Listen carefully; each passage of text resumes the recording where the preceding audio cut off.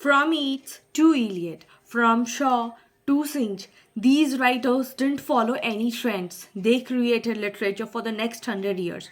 The modern writers, the modern dramatists were not modern, they were rebels. They redefined the literature.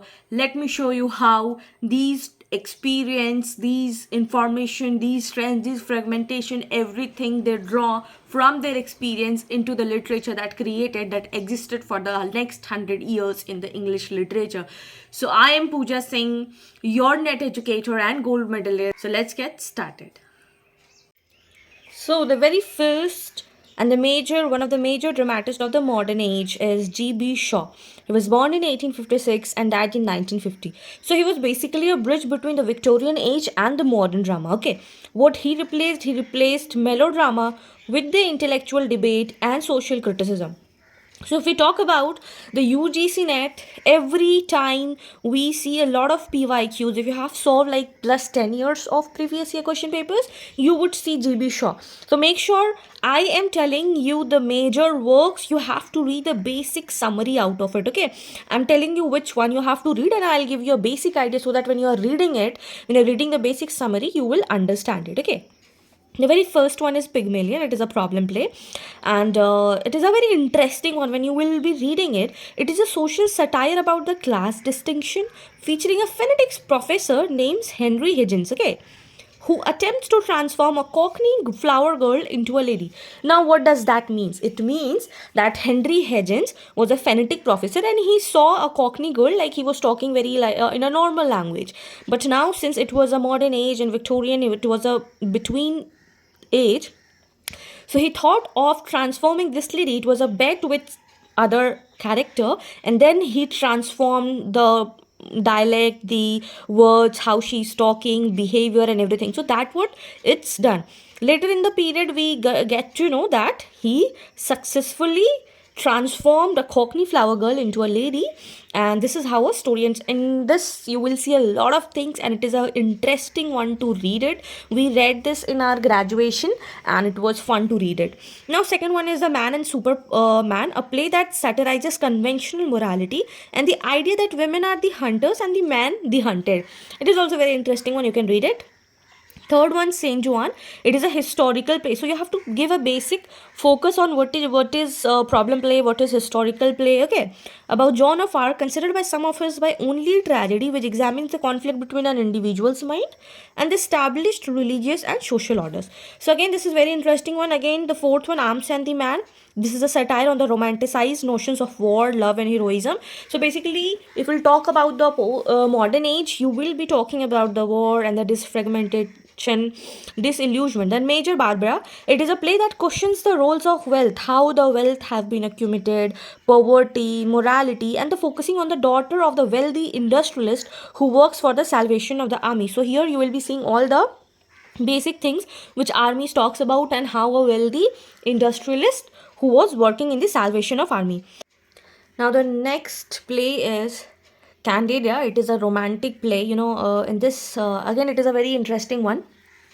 A play that satirizes social attitude towards sex relation and the roles of women in the society. It is a love triangle, and Candida, she is the main character, and there is Eugene, a young poet, and James Morale, husband of Candida. So there is a so many conflicts happens in this relationship, and when she has to choose between Eugene and the James Morale, she chooses her husband and says that he is the weaker of the two and needs more love and attention. So again, this is a very interesting one. If you will read it one by one, again I have read this line by line, so it is a great one. If you get time, you can read it. Otherwise, only if you will read the basic summary also, it will be great. Now the next one is Mrs. Warren's Profession. It is a play that deals with the controversial topic of the prostitution and its economic realities. So again, this is G.B. Shaw has uncovered the societal and he satirizes the social attitude. You will see all thing in just one. So they were the rebels, as in the starting I said, they were not the modern when they were the rebels, and they have satirized the society and they have showed and they have written the novels like for 100 years next year. Now Caesar and Cleopatra, it is a historical play. that pokes fun at the vanity of the historical figures. Then ninth number, Heartbreak House. It is a play set during World War One that uses a group of characters to comment on the social and the moral background of Europe. So again, it is very interesting one, you can see. Then The Doctor's Dilemma. It is a play that satirizes the medical profession, featuring doctors who practice fraudulent treatments, and in the 21st century also we can see these all. And now if you have heard of the Delhi bomb blast, you can see that the doctors and the reverend assistant professors, they are doing these all things that they are satirizing. And so at back then they have discovered all the things, and now it is, you can see everything. So in next one, if you talk about The Arms and the Men, again it is very interesting one. It satirizes the romantic views of war. How can a war can be seen as a romantic views? If we talk about the themes which he has talked about, so it is he has talked about the realism, he has talked about the satire, women's independence. He has GB Shaw has basically has talked about how independent a women can be, and he has also shown the class conflict. Now if you talked about the life force PYQ, what is the life force theory is associated with? So it is associated with the GB Shaw. This was a question in 2018. Now moving to the T.S. Eliot, again the very poet, a dramatist, and a critic who brought spirituality intensity into the modern theatre. Like, he was born in 1888 and he died in 1965.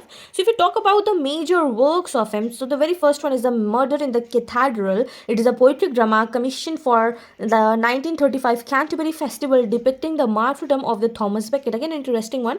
You can see in this you will see the satirization of the church and how the Pope working, and how the people are giving up the themes of myth and superstition. Now they are asking for the reason that why this is happening, what is the reason behind it. Now they are asking for the proof.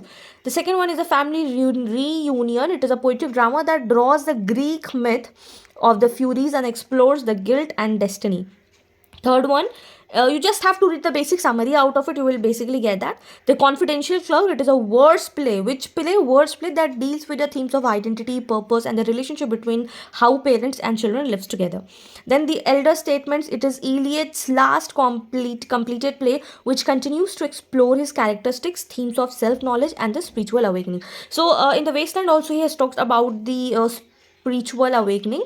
Then The Cocktail Party. A lot of if you'll ask about the PYQ, Murder in the Cathedral, PYQ has come, Family Reunion, Confidential, and The Cocktail Party. All the works have been asked in the match of the followings. So please do read it. It has been, direct asked in the UGC NET PYQ that who has written Murder in the Cathedral in the match of the following in the direct question. Or they ask the themes. Cocktail Party. It is a critically acclaimed play known for its witty dialogue, philosophical exploration of relationship, duty, and sacrifice. Then Sweeney Agonitis, a short, experimental, unfinished play. So please make a note of it. It is an unfinished play that features a recurring character, Sweeney. Then The Family Reunion. It is a verse play grouped often with The Murder in the Cathedral for its impact on the modern poetic drama. So you will be seeing these all things again and again. So you have to read it. Okay. If you talk about the themes, faith, guilt, spiritual rebirth, alienation. So this is the consideration that you have to understand it. And Murder in the Cathedral, Eliot first verse drama. It is the first verse drama. It has been asked in UGC NET 2015. Now if we talk about the next dramatist is Synge. He was born in 1880 and died in 1964. He was an Irish dramatist, part of the Irish literary revival. If you talk about the major works, it is Juno and the Peacock and The Shadow of a Gunman. If you talk about the poetry collection, the Songs of the Wren, that is in 1918 published and under the Glassicized name Scene O. Cathagis. More Wren songs also under the Galcanized name. Other works are there. Walk with Arrows, stanzas from the poem appeared in his play Juno and the Peacock. So you have to remember how from which references. They also ask the references, so you have to deal with that also. Then She Carries a Bunch of Red Roses for Me. It is a well-known poem from the Red Roses for Me and written to by Synge, a character. Then Windfalls 1934. It is a miscellaneous collection, includes 11 poems by OCZ in addition to short stories and play. Then the last one is The Feathers from the Green Crow 1962. It is the edited collection of the early works. And if you talk about the themes of, it is Irish Civil War, poverty, and realism. Now in the next one, we are going to talk about J.M. Synge. He was born in 1871 and died in 1909. If you talk about, he was an Irish playwright, a poet, writer, collector of folklores, and he is a key figure in the Irish literary revival during the 20th century. He is widely regarded as by the critics as one of the most influential dramatists of the Edwardian era. Now we are going to talk about the major works. I have given the brief summary here, and you also have to read the brief summary. Okay, the very first one is the Playboy of the Western World, 1907. It is an iconic 3-act. Okay, how many acts? 3 acts. Sometimes they ask the acts also. 3-act comedy famously caused riots at its Dublin premiere at the Abbey Theatre for its controversial depiction of Irish society. It has shown the Irish society and how the controversial it becomes. And the play follows Christy Mahon, who achieved celebrity status in a remote village for reclaiming he murdered his father. This is the basic story. The second one, Riders to the Sea, again PYQ. A lot of time PYQ has been asked. He is considered by many to be Synge's masterpiece and one of the greatest one-act tragedy. How many act? One-act tragedy in the modern drama. The play portrays fatalism of an Aran Island's mother named Moria, who had lost her husband and most of her sons to the sea. So that was the Rider of the Sea, and it is a story of a family where the mother named Moria, who has lost her husband and most of her son to sea. Then in the Shadow of the Glen, again famous one. This is one act play, and that is why I have given more focused on that. That tells the story of a disillusioned wife, Nora. Okay, now you will be understanding that in the modern period we are focusing on the disillusionment, disfragmentation. There is no meaning in life, there is no existentialism in life, and everybody is fragmented, no center is there. Okay, and her much older husband Dan, who pretends to be dead to test her loyalty. Now what happens in this story, the husband name called Dan, he pretends to be dead so that he can take the test of her loyalty of his wife. When his deception is revealed, Nora leaves with a wandering tramp, choose a life of freedom over the constraints of her marriage. Now she is like, okay, now you have to test my loyalty. Okay, now you have come back, now you go. I am going, I am getting the freedom of life. Then the Well of the Saints, the tragic comedy, focuses on 2 blind beggars, namely Martin and Maridol, who are given their sight back by the traveling saint. They are immediately disillusioned by the reality of their old ugly appearance, eventually chooses to be blind once more, preferring their former state of illusion. Now this is again the story of 2 blind beggars. What happens there? They were disillusioned by the reality that they are old and ugly, and when they got to know their appearance, they prefer that now I will be in the former state, that ugly and blind. Then the next one is the Tinker's Wedding. This is again 2-act comedy. 2-act comedy. 2 Irish travelers, Sarah Cizzi and Michael Byrne, try to get priests to marry them. The play satirizes both conventions of marriage and the institution of the church. Now, as I was saying that in the Murder in the Cathedral, they are now satirizing the institution of church. Why the church? Because earlier in that time, if you'll see, church has the power. They were in the great power. Now they are questioning each and everything. Okay, so he was considered too controversial to be staged at the Abbey Theatre during Synge's lifetime. The last work is Dreader of the Sorrows. It is Synge's final play, was unfinished at the time of his death from Hodgkin's diseases in 1909 and published posthumously based on an ancient Irish myth. It is his only work to use a legendary rather than the peasant theme. Okay, so if we talk about the themes, so it is Irish peasantry, revolt, irony and folklore. In the UGC NET 2019, the Playboy of the Western World caused riots at Abbey Theatre. Which was it? It was from the James Synge. Okay, now we are entering into the world of poetry of the modern age. Now we are going to deal with the poetry of the modern age. Now as I in the starting we talked about, we are going to deal with everything, and from Yeats to Eliot we are going to deal with it. So W.B. Yeats, he was born in 1865 and died in 1939. He was a symbolist. He was an Irish poet, mystic, and he was a Nobel laureate in 1923. He moved from romantic to symbolic and mythic style. If we talk about his themes, in the poetry he has used Irish nationalism, aging, and mysticism. If you talk about the key works, The Second Coming, Sailing to Byzantium, and Easter 1916s are the important works, and you can also say the major works. Now we are going to deal with all the works and themes. If you talk about The Second Coming, chaos, loss of order is the theme. Things fall apart, the center cannot hold her. A powerful poem that reflects on the state of the world following World War One. So he's saying the falcon cannot listen to the falconer because there is so much of disruption, the center cannot hold it. Now everything is falling apart. So that's what it representing the themes of the modern age. So that you have to see. See, if you once you understand the themes, so it is very easy to understand what the poet wants to say, because you have realized, you have understood what the background is. So that is why it is very important to understand what background is. Okay, now Sailing to Byzantium, it is a immortality through art. It is saying Sailing to Byzantium, it is a poem exploring the contrast between the natural world and the spiritual or the artistic world. He says that for old people there is no age, there is no country. So it's talk about the immortality. Okay, then Easter 1916, it is an Irish rebellion and transformation. Easter 1916, it is a poem commemorating the Irishmen who participated in the Easter Rising. The fourth one is The Tower. It talks about the aging and the artistic reflection, symbolism in the second, and asking multiple times in 2016 and 21. So again, match of the followings. Then 5. The Lake Isle of Innisfree, it is a lyrical poem that expresses a longing for the simplicity and the peace of nature. So nature is also there, disfragmented is also there. So a lot of things is coming in, okay. Now the next, Leda and the Swan, again very controversial poem. It is a poem that uses mythology to explore the themes of power, violence and rape. So it basically discusses how the Leda and the Swan had a sexual communication, and it led to the rape, and all that statements are there. Okay. Then among school children, it is a poem inspired by a visit to a convent school. Basically, he is talking about himself, and it reflects on the relationship between the past and the present, how he used to love a girl and thinking and longing about the past. Then an Irish airman foresees his death, a poignant, ironic poem that about a pilot who knows he will likely to die in a battle.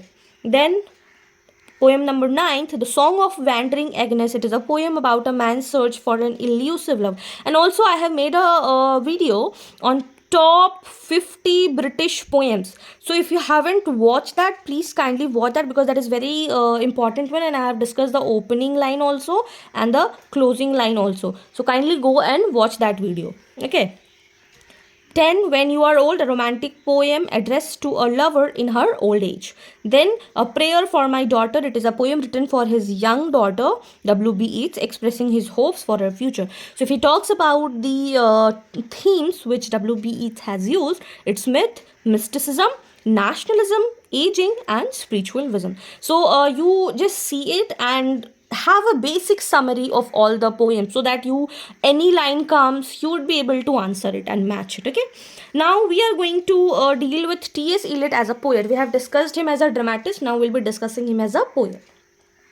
The Love Song of J. Alfred Prufrock. It is very interesting one, and we read this in our graduation. It is published in 1915. It is a landmark poem that announced the arrival of modernism. He says, "You and I authorized upon the table, and Michelangelo come and go in the room of ladies. Why this is?" And a lot of references has been given. So kindly read this poem. Very interesting one. You will you will love it if you will read it. It is very interesting one. Okay, then means he is in a dilemma that whether I should ask a girl for a date, and now he's giving a lot of references to support his statement. The Wasteland, it is obviously everybody knows, PYQ, full of PYQ every year. 1922, a lot of time the date of publication has been asked. That is why I have mentioned this here. A masterpiece of 20th century literature, often seen as a powerful response to World War I. So do let me know the 5-chapter division of this Wasteland. Okay, it is divided into 5, and this also has appeared in the PYQ. Okay. Now, The Hollow Man, it is another influential poem known for its bleak and complex imagery. Then The Four Quartets, it is a quartet kind of linked poem considered by many to be his finest work dealing with the spiritual and the philosophical themes. So, if you talk about T.S. Eliot overall, so he was very much, indulge into the spiritual awakening, and he has not just talked about one religion, he has talked about many religion. He has given to a lot of references to Hinduism, to Buddhism, Islamic, and everything. Okay, and he has talked about the church also. So now the next poem is Murder in the Cathedral. It is a poetic drama about Thomas Becket.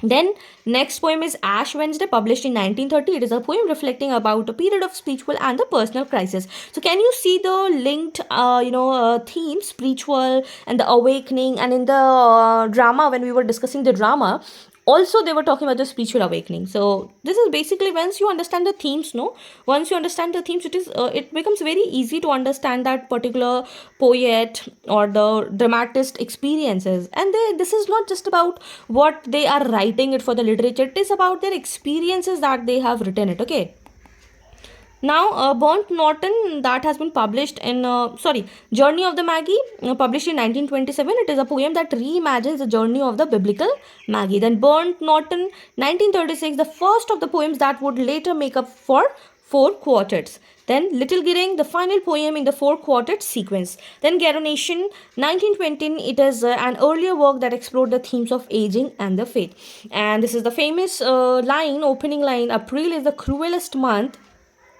and it is from the Wasteland Net 2022. Now do let me know though in the comment section, April is the sweetest month. In which work does it appear? April is the sweetest month. Do let me in the comment section in which work that appears. Now moving to the next poet, W.H. Auden. He was born in 1907 and was died in 1973. He was a poet of the 1930s generation, and he was combining the politics, psychology, and the faith. So basically it will be talking about the World War First. In all the, if you talk about the modern age, they are basically talking about that. Okay, then Funeral Blues, it is talked about the grief, loss, funeral blues. So it is a well-known poem and often anthologized poem. Okay, then basically you just have to remember the name of it. You don't have to go into depth of it, because basically they are asked in the match of the followings. Okay, so just remember it. September 1, 1939, World War II, disillusionment, complex poem reflecting on the start of this. Then The Shield of Achilles, myth and modern cruelty. The Shield of Achilles, it is a poem that uses the imagery of a shield to commend the horrors of war. So how he is reflecting how it is shielding an act from the horrors of war. Then The Unknown Citizen, it is a satirical poem about the conformity or the natures of a good life. Then Muses des Biocs Arts, it is a poem that reflects on the contrast between what is art and what is the human suffering. Then In Memory of W.B. Yeats, again PYQ, a lot of PYQs from this particular section. It is an elegy for the Irish poet W.B. Yeats. Then 7, As I Walked Out One Evening, a lyrical poem that explored the themes of love, time, and despair. Then 8th one, Refugees Blue, a poignant poem about the plight of refugees. The 9th, In a Praise of Limestone, it is a poem that uses the landscape of limestone country to discuss about the human nature. 10th, Looks Strange on This Island Now, also known On This Island. It is a famous early poem from his major collection. So if we talk about the theme, it is war, love, faith, and moral crisis. So The Shield of the Achilles, shows the modern war imagery, UGC NET 2019. Now moving to the next poet is Wilfred Owen. He was born in 1893 and he died in 1918. So Wilfred Owen, his full name is Wilfred Edward Salter Owen MC.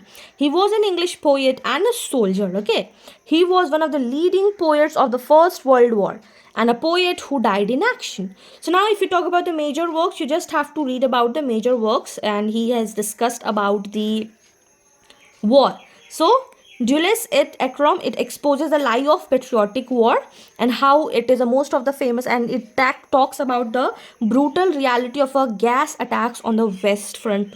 Now you should be knowing that how the gas attack is happening and the water attack is happening. So many waters, and these has been seen in the war front. Then Anthem for Doomed Youth. This poem contrasts the traditional rituals, mourning of the horrific realities of the soldiers that is dying in the battle, and which he receives no poor ceremony. So he has experienced, and he, since he was a soldier, so he has seen everything. And that what I say is, that it is not just the poetry, it is the experiences they are talking about it. Okay. Then, Strange Meeting. It is a poem of a soldier encountering the enemy he killed in a shared afterlife like space, questioning the futility of war. So now it is saying that he is meeting the poet, poet in which he's talking about. He's saying that he's meeting his enemy, and he's talking about what is the futility of war. Like, there is no gain in the war. Everybody is killing the enemies and they are dying. Nobody is getting a fruitful decision or a fruitful thing out of a war. Death, disillusionment, horrific condition, financial condition, bleed everywhere. You are not getting any good thing out of war, right? Then exposure.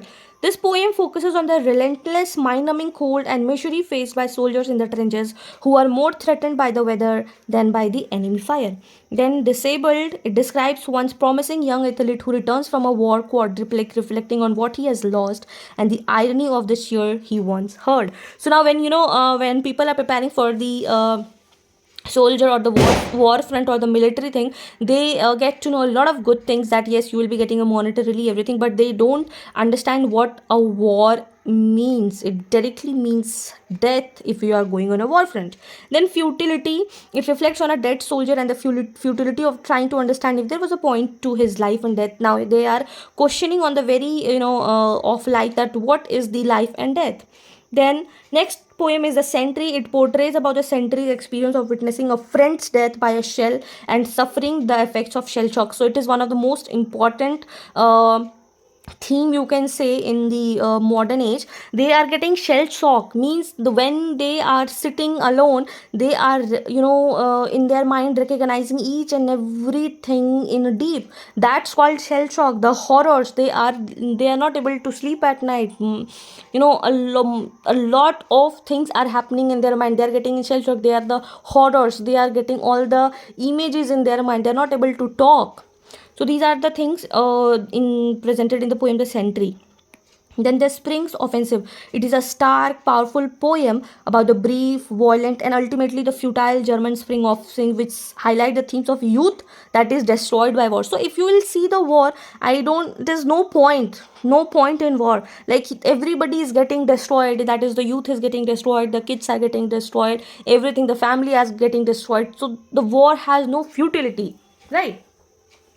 The next poem is The Send Off. It is a poem that contrasts a cheerful sense of soldiers with the reality that many will not return, a theme echoed in the Owen's poem. So when you're talking about the war, it is knowing that if a soldier is going in a war, it's not surety. It is not the surety that they are going to return it. Okay, and that is the theme that echoed in most of the poems of Owen. Okay. Then the greater loves explore a soldier's feeling for a woman, questioning whether his love can be greater than the horror he has witnessed, including the violence he has inflicted on others.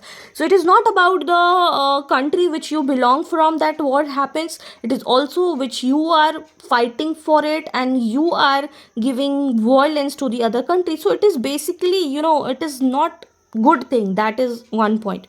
So the poetry is in the pity. That is Owen's one word, and that has been asked in UGC NET 2018. So if you talk about the themes, it is the pity of war, innocence, and disillusionment. That is the core theme of the modern age. Okay. Now moving to the next poet, that is Siegfried Sassoon. He was born in 1886 and died in 1967. He was a fellow war poet, critic of military hypocrisy. So he was a critic. Now major works, if you talk about Attack, a harrowing depiction of a dawn charge over a scared landscape. Then The Suicide in Their Trenches, a poignant and a bleak poem about a young soldier despair. Then Base Details, a clinical look at the military establishment from the perspective of a soldier on the front lines. Then They explores the disconnect between the public's perception of the war and the soldiers' experiences. Then the next poem is Does It Matter? And it is a sarcastic poem about that supposed kindness showed to disabled veterans. So after war, some soldier lost their hands, some people lost their legs, and they are being disabled veterans. And now it is that what it says, that does it matter?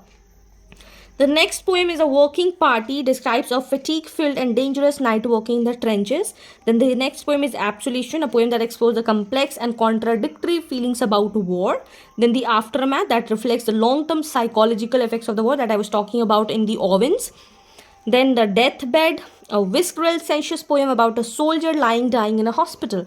Then the Blighters, a satirical poem that mocks patriotic fervor of those home fronts. So if you talk about the themes, it is a trench warfare, protest, and irony. Now moving to the next and our last poet of the modern age, that is A.E. Housman. That is, he was born in 1859 and he died in 1936. Now this will be the last poet of the modern age. He was a classical scholar poet and wrote all with the restraints and melancholy. That is, melancholy means the sadness. Major work, Loveliest of Trees, the Cherry Now. So it is often considered his most iconic poem, and it uses the image of a cherry tree in a bloom to represent the feeling of nature of youth and beauty. Then When I Was 1 and 20, the poem features a classic piece of advice about the value of one's heart over the material wealth. He'll talk about that how you can value one's heart over the materialistic world, but in today's world, again, everybody is going for the materialism.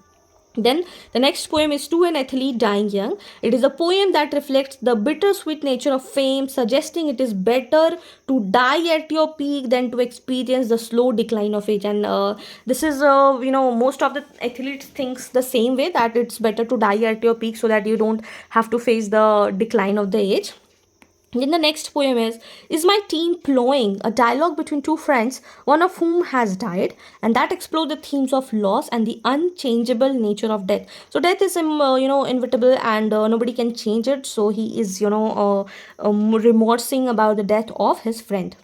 Then the fifth one, Shropshire Lad, 31 on the Wenlock Edge, a powerful poem that uses a stormy landscape to reflect on the inner turmoil, emotional unrest of the speaker. Then the next one is, it's the connection of that.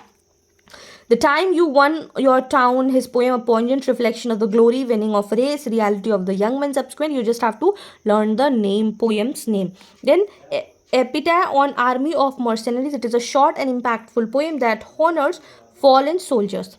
Then a short phrase, Lad to Loveliest of Trees, a companion piece of the poem of the same name.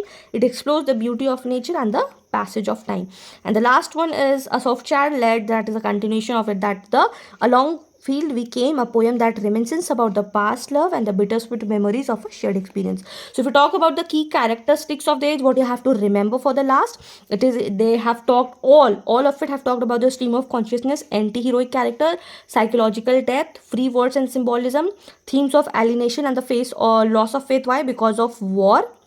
And they have experimented a lot in the form and the language. So what we have discussed today, we have discussed about the major dramatists G.B. Shaw, T.S. Eliot, Sean Olseni, J.M. Synge. Then the major poets of the modern age, that is W.B. Yeats, then T.S. Eliot, then W.H. Auden, then Wilfred Owen, then Sigrid Sassoon, then A.E. Housman, and then at last we discussed about the characteristic of the modern age. And if you haven't watched the part 1 of it, complete, do watch that also. Major novelist of the modern age. Okay. So that was it for today. We have discussed the dramatists. We have discussed the most important poets. Now what is your homework will be, read the basic summary of it, read the characters, read the theme, so that you will have an overall idea. See, I have, out of ocean, I got you 1 cup of drink, that now you have to focus on these particular dramatists, these particular poets, and these particular novelists. Now you have to read the drama, you have to read the summary, you have to read the characters, theme, so that you can understand if any in-depth question comes in, right? So this was it for today. Do let me know which is your favorite dramatist and favorite poet which touches your heart. If you found this video helpful, do not forget to like, share with your friends those who are preparing for UGC NET, and do subscribe for more such UGC NET content. Now the next video will be post-modern age. Till then, keep learning, keep shining. Bye-bye.